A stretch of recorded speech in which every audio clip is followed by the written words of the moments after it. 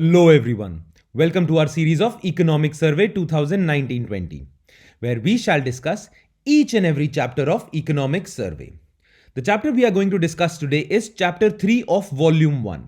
The name of this chapter is Pro-Business Vs ProCrony. जैसा कि हम जानते हैं कि इस साल के इकोनॉमिक सर्वे का थीम क्या है, वेल्थ क्रिएशन। तो यह चैप्टर देखेगा कि प्रो बिजनेस पॉलिसी वेल्थ पे क्या इंपैक्ट करती है, pro crony policy wealth creation पे क्या इंपैक्ट करती है। Alright, so let's take a look at the introduction to this chapter. Well, जैसा कि हम जानते हैं कि India wants to become a $5 trillion economy by 2020-25। अब यह चैप्टर आर्ग्यू करता है कि यह सपना हमारा तभी पूरा हो सकता है अगर हम प्रो बिजनेस पॉलिसीज को फॉलो करें, क्योंकि pro business policies would unleash the power of competitive markets to generate wealth. अच्छा, साथ साथ प्रो बिजनेस पॉलिसी के साथ साथ हमें प्रो क्रोनी पॉलिसीज को हटाना पड़ेगा।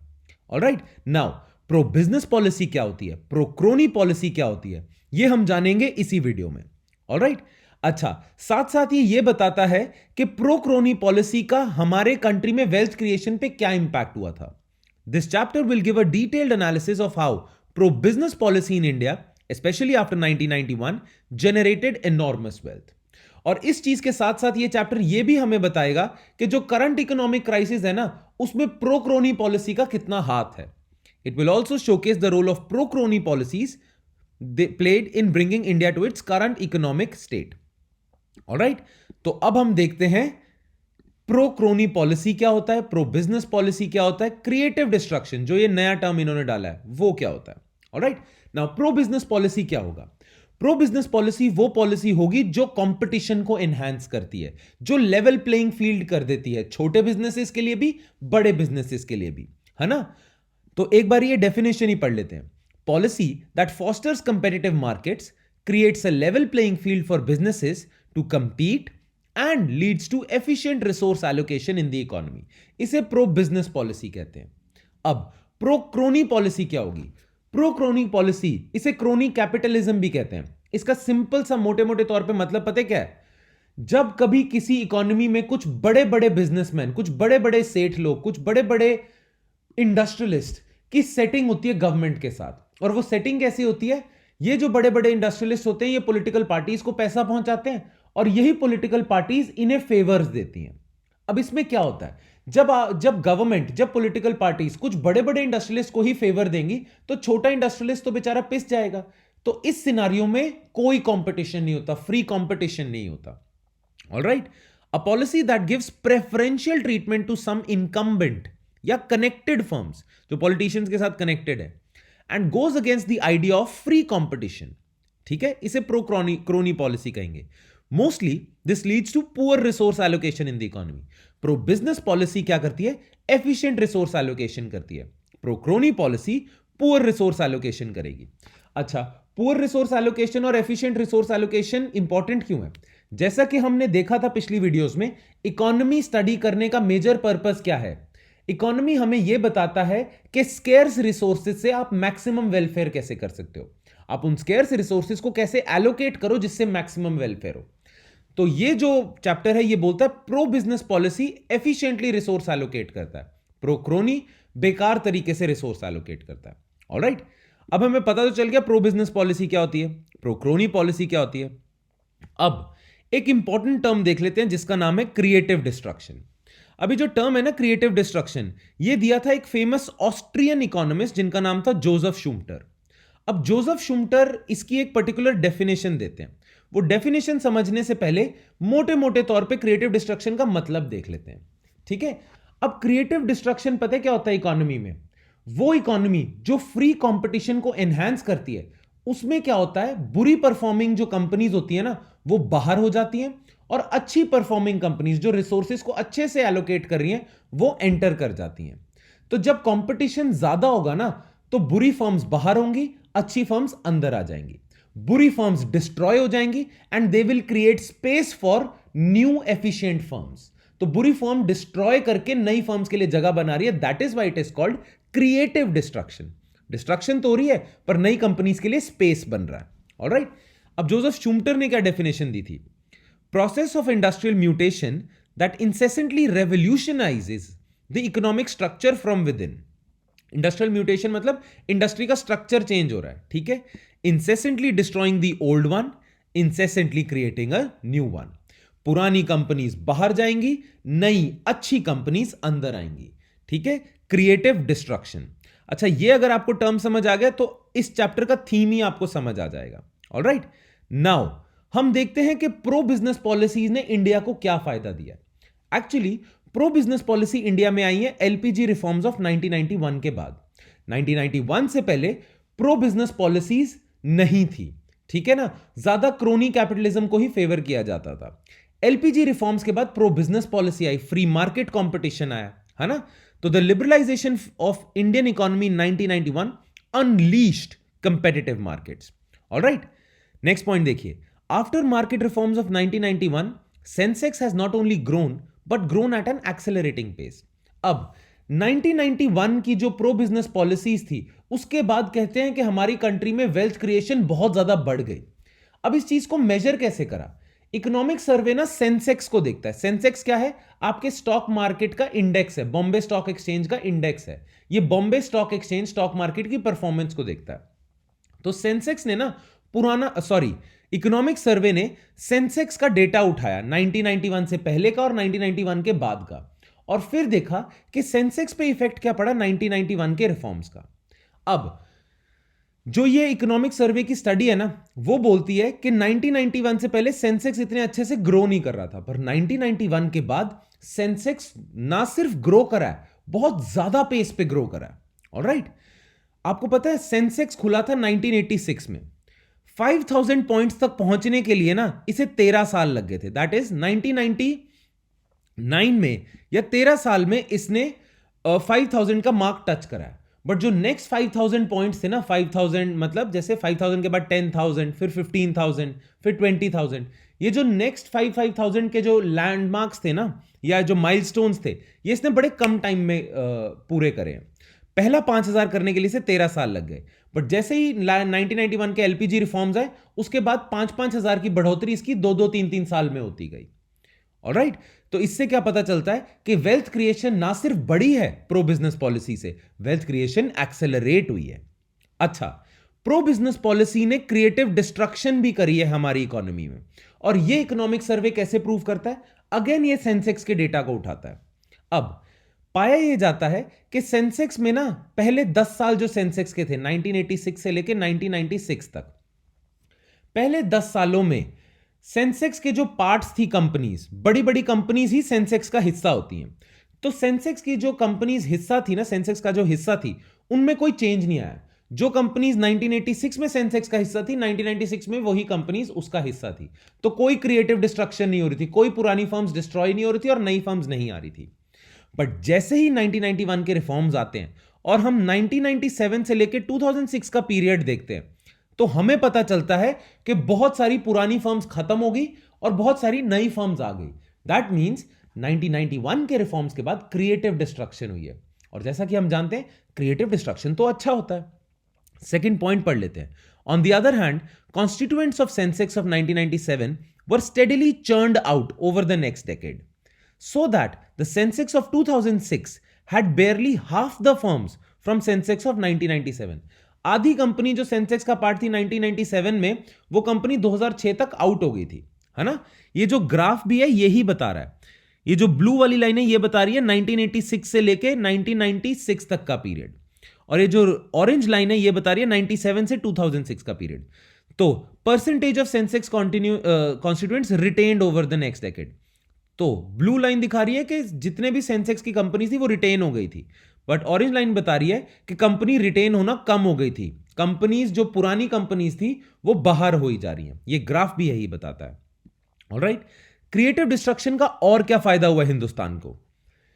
Years following 1991 liberalisation saw a rapid emergence of new firms. नई कंपनीज आई, वो नई कंपनीज अपने साथ नई टेक्नोलॉजीज लेके आई और नए ऑपरेटिंग प्रोसेसेस लेके आए, causing a steep revision of Sensex in 1996.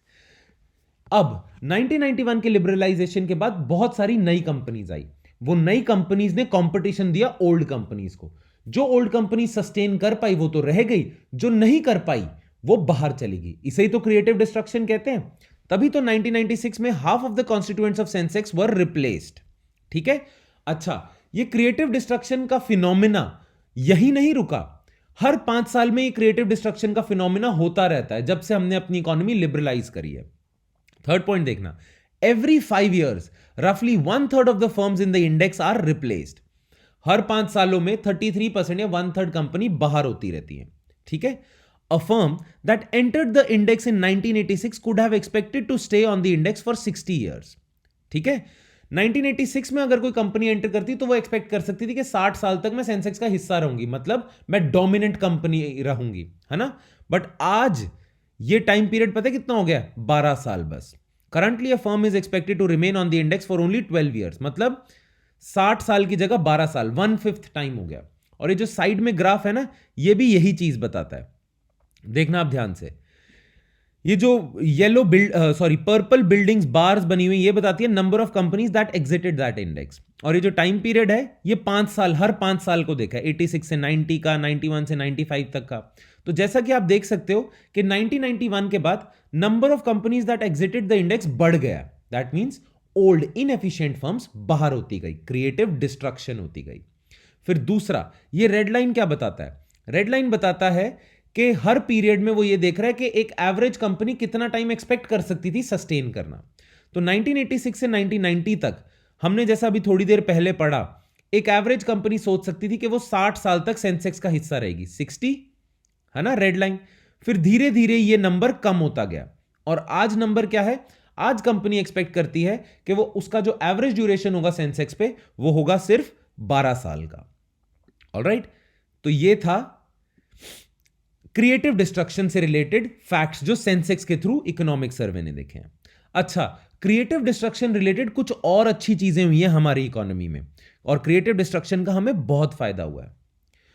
Firms that replace the incumbents, incumbents मतलब पुरानी कंपनीज, है ना, एग्जिस्टिंग कंपनीज।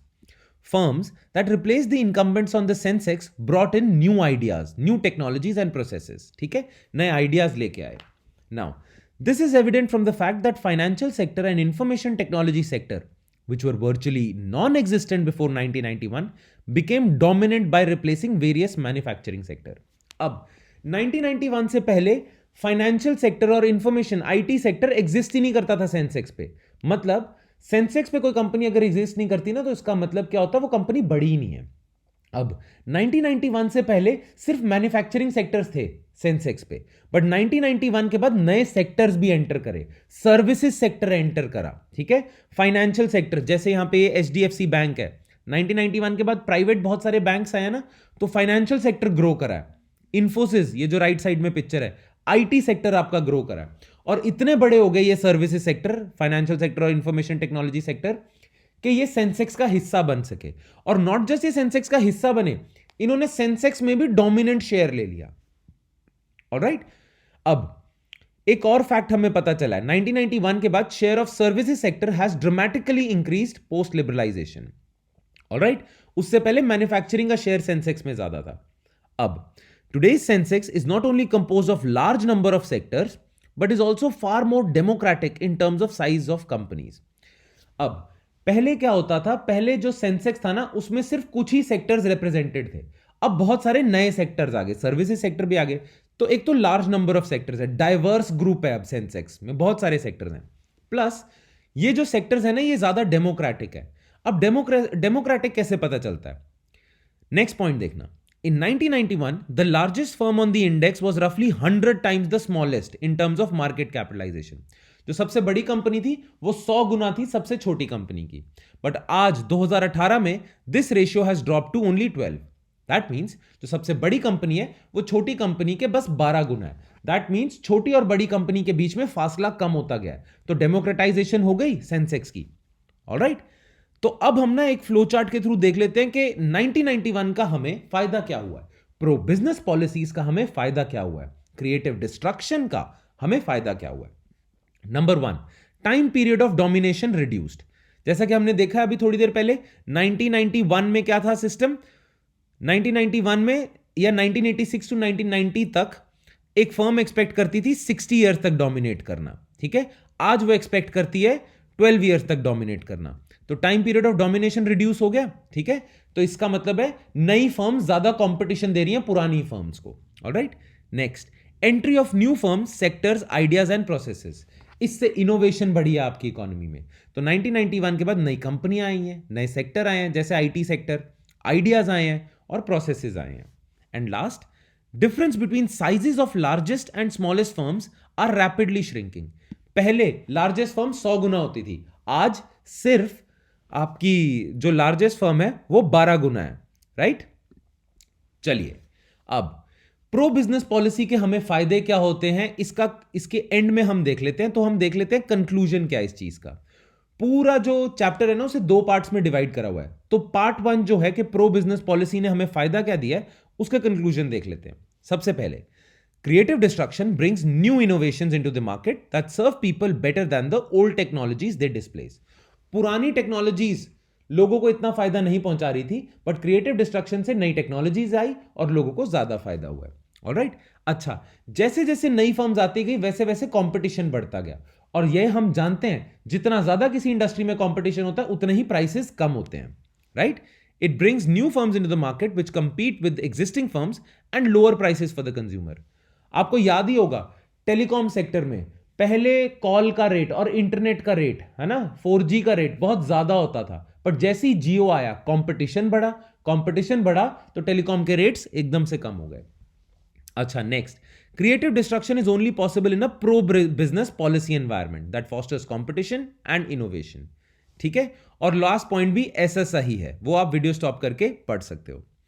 ऑलराइट, चलो, अब हमने प्रो बिजनेस एनवायरनमेंट का जो फायदा होता है वो तो देख लिया। लेट्स टेक अ लुक कि प्रोक्रोनिज्म वेल्थ कैसे डिस्ट्रक्ट करता है। वेल, प्रोक्रोनी पॉलिसीज हमने थोड़ी देर पहले डेफिनेशन देखी थी। प्रोक्रोनिज्म का मतलब क्या होता है कि गवर्नमेंट और जो बहुत बड़े बड़े बिजनेसमैन होते हैं, कुछ चुनिंदा बड़े बड़े बिजनेस, उनके बीच में सांठगांठ होती है। ये जो पिक्चर है ना साइड में, ये इजीली एक्सप्लेन कर सकता है, ये बेटर दिखा रहा है कि क्रोनिज्म क्या होता है, ठीक है। ये जो बड़ा बिजनेसमैन है, ये गवर्नमेंट को पैसा दे रहा है, कैंपेन, इलेक्शन कैंपेन के लिए पैसा दे रहा है। गवर्नमेंट इसे बदले में टैक्स कट्स दे रही है, ठीक है। ये ऊपर लिखा भी हुआ है, you scratch my back I will scratch yours, ठीक है। तो ये बड़े बिजनेसमैन और ये पॉलिटिशियंस, ये दोनों आपस में डील करके एक दूसरे का फायदा कर रहे हैं। और ये जो आम इंसान है, इसका गधा बना हुआ है, ठीक है। ये गधे की तरह बेचारे, इनके पास कुछ नहीं रह जाता। तो इसीलिए प्रोक्रोनिज्म में आम जनता, सोसाइटी का नुकसान होता है, सिर्फ ये क्रोनी कैपिटलिस्ट और पॉलिटिशियंस का फायदा होता है। Alright, so pro crony policies erode wealth in the economy as cronyism fosters inefficiency by inhibiting the process of creative destruction. अब क्रिएटिव डिस्ट्रक्शन का प्रोसेस कैसे खत्म हो जाता है? सिंपल सी चीज है, अगर ये जो बड़े बिजनेसमैन है, इनकी गवर्नमेंट के साथ सेटिंग है, तो ये बड़े बिजनेसमैन ना गवर्नमेंट के थ्रू अपनी सेटिंग को यूज करके नई कंपनीज को एंटर ही नहीं होने देंगे। Make sense? अच्छा, नई कंपनीज जब एंटर ही नहीं होंगी, या अगर एंटर हो भी जाएंगी तो उन्हें इतना फायदा नहीं होगा जितना ये बड़ी कंपनीज को होगा। ऑलराइट, तो ये बड़ी कंपनीज कभी कंपटीशन फेस नहीं करेंगी, फ्री कंपटीशन नहीं होगा, तो क्रिएटिव डिस्ट्रक्शन कहां से होगा? राइट, तो क्रोनिज्म में creative destruction, free competition possible ही नहीं होता, क्योंकि सेटिंग के थ्रू इन्होंने अपनी पोजीशन एंट्रेंच कर दी है। अब हिंदुस्तान के जो पुराने आरबीआई गवर्नर थे ना, रघुराम राजन, इनकी पिक्चर यहां दी हुई है। इन्होंने एक बुक लिखी थी या एक पेपर लिखा था, उसमें इन्होंने ये लाइन यूज करी थी, सेविंग कैपिटलिज्म फ्रॉम कैपिटलिस्ट। अब इस लाइन का मतलब क्या है? इस लाइन का मतलब यह है कि जो कैपिटलिज्म है ना, वो अच्छी चीज है। Capitalism, pro business policy wealth create करते हैं, बट कैपिटलिज्म को सबसे बड़ा खतरा होता है इन्हीं क्रोनी कैपिटलिस्ट से। जब ये क्रोनी कैपिटलिस्ट आते हैं तो वेल्थ डिस्ट्रक्शन शुरू हो जाती है। तो इसीलिए recently Raghuram Rajan, farmer RBI governor, stressed the need for saving capitalism from capitalist. ये जो कोट वाली लाइन है ना, इसको आप आंसर्स में भी यूज कर सकते हो और एसे में भी आ ही सकती है। चलो, अब प्रो क्रोनी कैपिटलिज्म ने वेल्थ कैसे डिस्ट्रक्ट करी है, या इंडिया में प्रो क्रोनी कैपिटलिज्म या प्रो क्रोनी पॉलिसीज फॉलो होती थी, इसका प्रूफ ये चैप्टर देता है।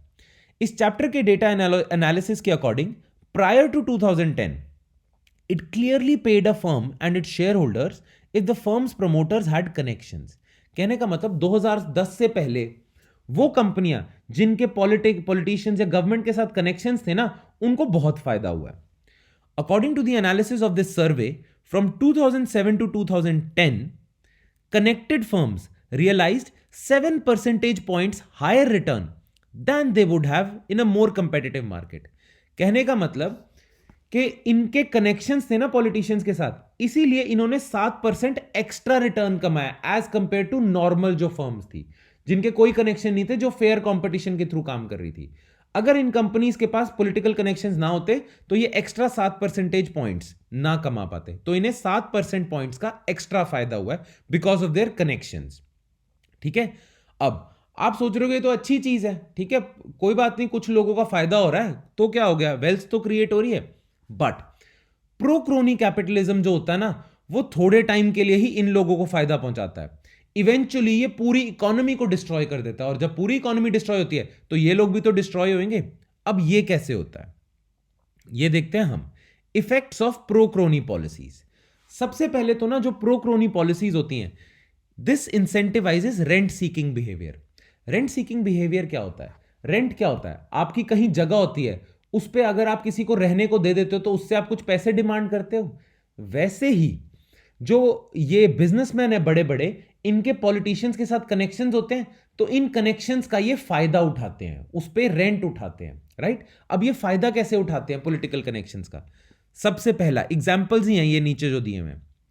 These big companies are likely to be bailed out by government in case of distress. अगर ये कंपनी बैंकरप्ट हो जाती हैं या स्ट्रेस से गुजरती हैं तो चांसेस हैं कि इन कंपनीज को गवर्नमेंट बेल आउट कर दे, मतलब पैसे देके बचा ले. क्यों? इनके कनेक्शंस हैं ज्यादा. नॉर्मल कंपनी को गवर्नमेंट ना बेल आउट करे, बट इनको कर देगी. अच्छा, they get easy access to bank credit. अगर ये कंपनी लॉसेस भी कमा रही है ना, और बैंकों को लगता है कि इस कंपनी को पैसा देने से पैसा डूब जाएगा, तो भी बैंक इन्हें पैसा दे देते हैं. क्यों? क्योंकि इनके पॉलिटिशियंस के साथ कनेक्शंस हैं. ऑलराइट.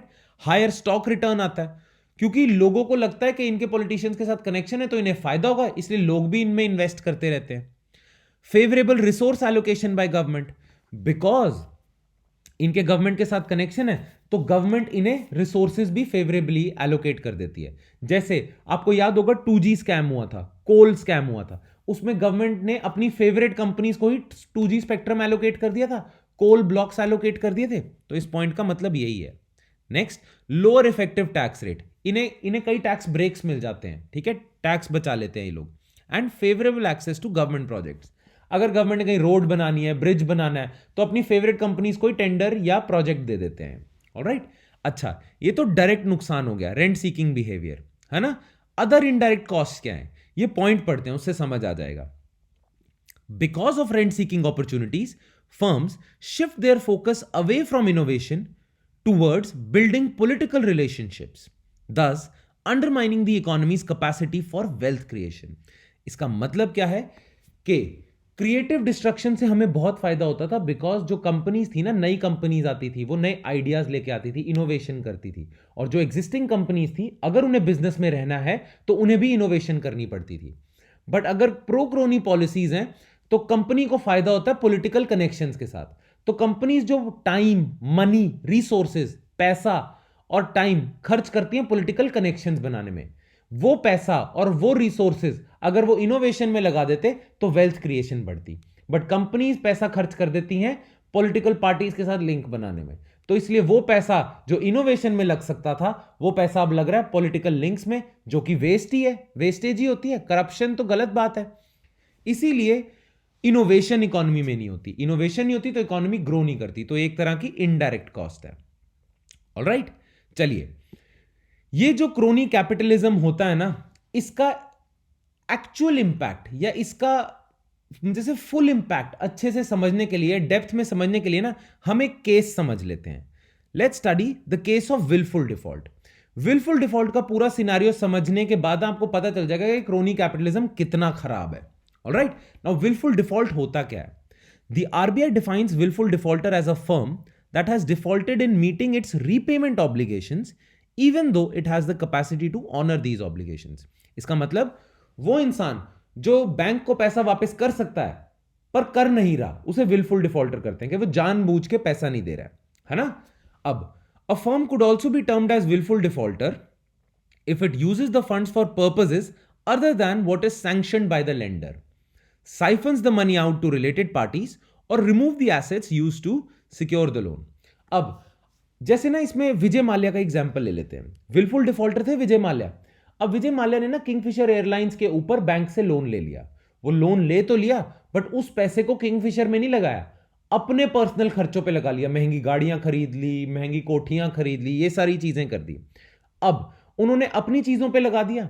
बैंक ने तो पैसा दिया था किंगफिशर पे लगाने के लिए, किंगफिशर पे लगाता तो किंगफिशर प्रॉफिट दिखाती, बैंक को पैसा वापस पे कर पाता। अब वो पैसा विजय माल्या जी ने अपने घर भर दिया, है ना। किंगफिशर पे पैसा लगा नहीं, किंगफिशर लॉसेस में चला गया। किंगफिशर लॉसेस में चला गया तो विजय माल्या जी ने कह दिया कि मेरी एयरलाइंस बैंकरप्ट होगी, मैं पैसा वापस नहीं देता। अब इसे बैंक्स या आरबीआई विलफुल डिफॉल्ट कहते हैं, जानबूझ के डिफॉल्ट करा है, वैसे पे कर सकते थे, है ना। अब ये कैपेसिटी विजय माल्या में आई कहां से, इतनी हिम्मत कहां से आ गई विजय माल्या में कि उन्होंने 9,000 करोड़ का एसबीआई से लोन ले लिया और वापस नहीं करा। क्यों? क्योंकि विजय माल्या के सेटिंग थी गवर्नमेंट के साथ। विजय माल्या जी को लगता था कि उनका गवर्नमेंट के साथ सेटिंग होने की वजह से उन्हें प्रोसिक्यूट नहीं किया जाएगा। तो क्रोनी कैपिटलिज्म की वजह से, प्रो क्रोनी पॉलिसीज की वजह से क्या होता है, जितनी भी ये बड़े बड़े कंपनीज होती हैं, इंडस्ट्रियलिस्ट होती हैं, ये लोन उठा लेते हैं और पे नहीं करते। और ये पे इसलिए नहीं करते क्योंकि इन्हें डर ही नहीं है। इन्हें डर ही नहीं होता ना, उन्हें लगता है गवर्नमेंट इन्हें बचा लेगी। अब ये करते क्या है, जनरली कोई भी इन्वेस्टर लोन लेता है ना तो वो एक रिस्क ले रहा है। रिस्क क्या ले रहा है कि कंपनी चल गई तो सही है, नहीं चली तो मैं बैंकरप्ट हूं। बट इस केस में ना ये बेट बड़ी अजीब सी है, ये रिस्क बड़ा अजीब सा है। It is a last point देखना, a classic case of one way gamble, है ना, in which heads the promoter wins, tails the lender loses. Promoter मतलब ओनर, हेड्स आ गया तो प्रमोटर जीत गया, टेल्स आ गया तो लेंडर का नुकसान हुआ। ठीक है, अगर कंपनी चल गई तो प्रमोटर जी खुश है, वाह जी वाह। और अगर कंपनी नहीं चली तो प्रमोटर तो इंग्लैंड भाग जाएगा, विजय माल्या जैसे पैसा लेके भाग गए, है ना। लॉस किसका हुआ, एसबीआई का, लेंडर का। ऑलराइट, नाउ फोर्थ पॉइंट देखना, firms with political connections have an incentive for wilful default, क्योंकि उनकी वो बढ़ जाती है ना, लिंक है उनके अच्छे खासे। Thus, willful default is a consequence of incentive for rent-seeking behavior. अब हिंदुस्तान में ना willful default बहुत ज्यादा बढ़ गया, इसीलिए बैंकिंग सेक्टर को नुकसान हो रहा है। ये ग्राफ ही यही बताता है, aggregate outstanding amount owed by willful defaulters। willful defaulters कितना पैसा ओ करते हैं बैंक्स को, तो आप देखोगे शुरुआती सालों में 21st सेंचुरी के कम पैसा ओ करते थे willful defaulters। 2018 में इतना पैसा ओ करते हैं, और इतना पैसा वो ओ क्यों करते हैं, बिकॉज ऑफ प्रोक्रोनी पॉलिसीज। अगर प्रोक्रोनी पॉलिसीज ना होती तो विलफुल डिफॉल्टर्स की हिम्मत ही ना होती ऐसे बैंकों को फ्रॉड करने की। Alright, now features of wilful defaulters. Wilful defaulters होते हैं ना, उनके 3 डिस्टिंग्विशिंग फीचर्स होते हैं। डिस्टिंग्विशिंग फीचर्स मतलब ये 3 फीचर्स इन्हें अलग करते हैं बाकी नॉर्मल शरीफ कंपनीज से। Number 1, willful defaulters are more opaque, opaque मतलब non transparent than genuine firms. Genuine firms ना अपने सारा जो फाइनेंशियल डेटा होता है वो डिस्क्लोज करते हैं, willful defaulters छुपाते हैं क्योंकि उन्होंने 2 नंबर की ट्रांजैक्शंस करनी होती है। Then number 2, they have a higher tendency to pledge shares of their own companies. अब बैंक से जब भी किसी कंपनी को लोन लेना होता है ना तो वो कुछ किसी एसेट को कोलैटरल रखते हैं, कभी लैंड कभी कुछ को। willful defaulters जनरली अपनी ही कंपनी को कोलैटरल रख देते हैं। क्यों? क्योंकि उन्हें पता है कि फ्यूचर में अगर उनकी कंपनी डूबती है तो बैंकों के लिए तो वो कोलैटरल किसी काम का नहीं है। अगर वो अपनी लैंड को कोलैटरल रख लेंगे तो जैसे ही इनकी कंपनी डूबेगी बैंक उनका लैंड हत्या लेगा, बट कंपनी को क्या हत्याएगा, कंपनी तो जब डूबी गई, इसीलिए बैंकों को ज्यादा नुकसान होता है। Alright, and last, they make large loans to related parties. मतलब पैसा पता है कैसे घुमाते हैं ये, जैसे फॉर एग्जांपल विजय माल्या ने एसबीआई से लोन ले लिया। अब लोन तो ले लिया किंगफिशर के लिए, बट दिखा दिया कि किंगफिशर ने आगे किसी को लोन दे दिया, और वो दिया किसको होता है, मान लो विजय माल्या ने अपने बेटे को दे दिया, तो विजय माल्या ने एसबीआई का पैसा यूज कर लिया अपना घर भरने के लिए। राइट, ऐसे करते हैं ये विलफुल डिफॉल्टर्स काम। नाउ नुकसान क्या होता है विलफुल डिफॉल्ट का, cost of wilful default. Number 1, direct cost. जब ये विलफुल डिफॉल्टर्स पैसा लेके भाग जाते हैं तो नुकसान किसका होता है, विलफुल डिफॉल्टर्स तो अमीर हो जाते हैं। It makes cronies rich at the expense of lenders, है ना, बैंक्स हो गए। इंप्लॉइज, किंगफिशर के जैसे इंप्लॉइज थे, कंपनी के इंप्लॉइज तो बेचारे गए। माइनॉरिटी शेयर होल्डर्स जिनके थोड़े बहुत शेयर्स थे किंगफिशर में वो गए, और टैक्स पेयर्स। टैक्स पेयर कैसे गए, अब ये जो लेंडर्स हैं ये जनरली पब्लिक सेक्टर बैंक्स हैं। पब्लिक सेक्टर बैंक्स को ओन कौन करता है, गवर्नमेंट, और गवर्नमेंट के पास पैसा कहां से आता है, टैक्स पेयर। तो अगर पब्लिक सेक्टर बैंक्स को नुकसान होगा तो टैक्स पेयर्स को ही तो नुकसान होगा। Make sense? अच्छा, ये तो हो गई डायरेक्ट कॉस्ट। इनडायरेक्ट कॉस्ट क्या होती है? अपॉर्चुनिटी कॉस्ट क्या होती है? आई होप आपको अपॉर्चुनिटी कॉस्ट का मतलब पता होगा। ऑलराइट, नाउ ये पॉइंट पढ़ना। Every rupee lent to a wilful defaulter is a wastage of wealth, as that money could have been utilized for creating genuine business assets, generating profit and employment. जो पैसा आपने wilful defaulter को दे दिया वो तो waste हो गया ना। उस पैसे को आप यूज कर सकते थे और कई जगहों पे, और अच्छे बिजनेसमैनों को पैसा देने में, और कहीं मनरेगा में लगा देते उसे पैसा, रोड ब्रिजेस वगैरह में लगा देते, तो कम से कम कंट्री को फायदा तो होता। वो फायदा है आपकी अपॉर्चुनिटी कॉस्ट। जैसे ये नेक्स्ट ग्राफ बताएगा। ये जो ग्राफ है ना, ये बता रहा है कि डिफरेंट गवर्नमेंट की स्कीम्स में कितना पैसा लगता है। मनरेगा में 55,000 करोड़ लगते हैं, फर्टिलाइजर सब्सिडी में 70,000 crore, health education and social protection में 138 करोड़, और विलफुल डिफॉल्ट में जो पैसा वेस्ट हो गया वो है 136 करोड़ का। दैट मीन्स अगर विलफुल डिफॉल्ट ना होता तो गवर्नमेंट का या हमारे देश का ये 136,000 करोड़ रुपीस बच जाता। और इतना पैसा अगर बच जाता तो हम कहां दे सकते थे? ये जो पर्पल बिल्डिंग्स हैं इन्हीं में ही खर्च कर सकते थे, रेलवे में डाल देते, फूड सब्सिडी में डाल देते, रूरल डेवलपमेंट में डाल देते, पर ये सारा 136,000 करोड़ तो वेस्ट हो गया। ऑलराइट, नाउ ब्रीफ में देख लेते हैं other negative consequences of wilful default. कहते हैं विलफुल डिफॉल्ट का जो बर्डन आता है ना वो कॉमन मैन पे आता है। अब कैसे आता है? जनरली विलफुल डिफॉल्ट का नुकसान हुआ है पब्लिक सेक्टर बैंक्स को, और पब्लिक सेक्टर बैंक्स ओन कौन करते हैं? गवर्नमेंट, और गवर्नमेंट के पास पैसा कहां से आता है? Tax payer. तो इनडायरेक्टली टैक्स पेयर्स को लॉसेस बेयर करने पड़ते हैं। देन ये जो पब्लिक सेक्टर बैंक्स हैं इनमें डिपॉजिट्स किसके हैं? कॉमन मैन के। अगर बहुत ज्यादा विलफुल डिफॉल्ट हो जाएगा तो पब्लिक सेक्टर बैंक्स को लॉसेस होने लग जाएंगे, चांसेस हैं कि लोगों के डिपॉजिट सेफ ना हो इन पब्लिक सेक्टर बैंक्स में, तो दोबारा नुकसान कॉमन मैन को।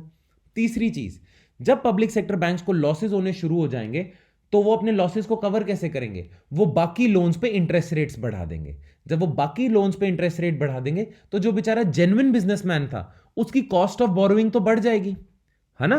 तो गलती विजय माल्या जी कर रहे हैं और नुकसान जेन्युइन बिजनेसमैन को भुगतना पड़ रहा है। ऑलराइट, अच्छा, कई बार ऐसा होता है कि at high enough credit spread आपको याद होगा पिछली वीडियो में, क्रेडिट स्प्रेड, राइट, ज्यादा इंटरेस्ट रेट। जब ज्यादा इंटरेस्ट रेट होता है ना बोरोइंग का, तो कुछ जो जेन्युइन बोरोवर्स होते हैं ना वो मार्केट से बाहर ही चले जाते हैं। जब उन्हें दिखता है कि यार इन्वेस्टमेंट उन्हें करना तो वो चाहते हैं बट उन्हें लोन ही बड़ा महंगा पड़ रहा है, तो वो बाहर हो जाते हैं मार्केट से। जब वो मार्केट से बाहर हो जाते हैं तो मार्केट में सिर्फ रह जाते हैं यही क्रोनीज, यही करप्ट लोग। तो मार्केट में अगर सिर्फ करप्ट लोग होंगे तो मार्केट फेलियर हो जाएगा। That slows economic growth, employment and wealth creation capacity. Alright, तो ये चैप्टर का पूरा सार क्या है? ये चैप्टर कहता क्या है? ये चैप्टर कहता है प्लस ऐड करो प्रो बिजनेस पॉलिसी और सब्ट्रैक्ट करो क्रोनीज्म। बिकॉज क्रोनी बिजनेसमैन क्या करते हैं? ये कंपटीशन कम करते हैं। गवर्नमेंट को पैसे देके बोल देंगे नई फर्म्स एंटर नहीं करवानी, इंपोर्ट्स नहीं करवाने, रेगुलेटरी ओवरसाइट नहीं करनी इन पे, ठीक है? अब इन इनिशिएटिव से इन क्रोनी के ग्रुप का तो फायदा होता है, हिंदुस्तान का नुकसान होता है। इसीलिए क्रोनी को माइनस करो, क्रोनीइज्म को, और प्रो बिजनेस पॉलिसी को बढ़ाओ। जैसे ईज ऑफ डूइंग बिजनेस हो गया, रजिस्टरिंग प्रॉपर्टी हो गया, इन्फोर्समेंट ऑफ कॉन्ट्रैक्ट्स हो गया। जब आप प्लस करोगे प्रो बिजनेस को और माइनस करोगे क्रोनीइज्म को, then you will be maximising social welfare. और यही तो हमारा एम है, और यही इकोनॉमिक सर्वे का थीम भी है, wealth creation, social welfare. Alright, so that's it from my side guys. हमारा chapter 3 of economic survey volume 1 इसके साथ खत्म होता है। आई होप आपको यह चैप्टर समझ आया हो, ठीक है? I will see you next time with chapter 4 of economic survey 2019-20 volume 1। Thank you. अच्छा हाँ, जाने से पहले एक और चीज, थैंक यू तो कह दिया बट जाने से पहले एक और चीज, अगर आपको इसमें से कोई भी चीज नहीं समझ आती तो please right about it in the comment section below. Alright, हाँ, नाउ थैंक यू।